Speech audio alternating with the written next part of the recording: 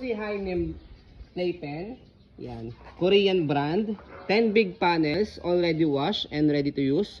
Ayan. So, combination po ng tatlong color na puti. Ayan. And then 7 color na color gray. Ayan po. And then meron po siyang kasamang 5 pieces po na stabilizer. Ito po yan. Hynem brand din po. 250 isa yan. Yes. Separate purchase po yan. So, included na rin po yan. Okay. So, wala po yung issue. Wala pong crack. Wala pong putol. Ayan. So, meron lang po sign of use which is normal lang po sa pre-lab. Yung may mga minimal scratch. So, yan po yung details one by one. Medyo maingay lang po. Meron lang pong gumagawa sa kapitbahay.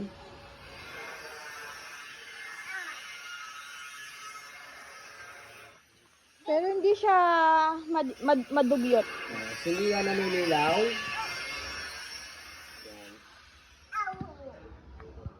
So, pagbili po ninyo yan is pwede nang gamitin kasi na-wash na po yan. Pwede niyo po i-rewash. Tuwan-tuwa yung anak ko dun, oh. Sa Yung lamin. toys niya, kompleto yung toys. Pati yung pinaka-mirror niya. Yung mirror niya hindi babasagin. Yan, reflectorize lang talaga para safety baby. Naya. Tuwang-tuwa yung anak ko, di ba? Ayaw tigilan. So, quality hard plastic po yan. Sturdy siya kasi may stabilizer. Yes, yun yung tulong ng stabilizer para maging sturdy. Hindi siya magalaw. Magalaw or hindi siya matumba. So, isa po yan sa mga hanapin pong playpen po sa amin, Hynem. Complete yung Kasi rubber. maganda po talaga siyang quality. Wala yung putol, ah. Nakakunik yan lahat.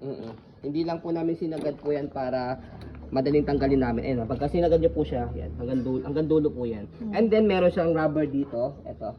So kumpleto po yung rubber na yan. 2 each, yan, kada panels. Kada panel, ayan. So okay na okay po yan. Yan. Okay So na. ayan po, as you can see, very details po kami ng video.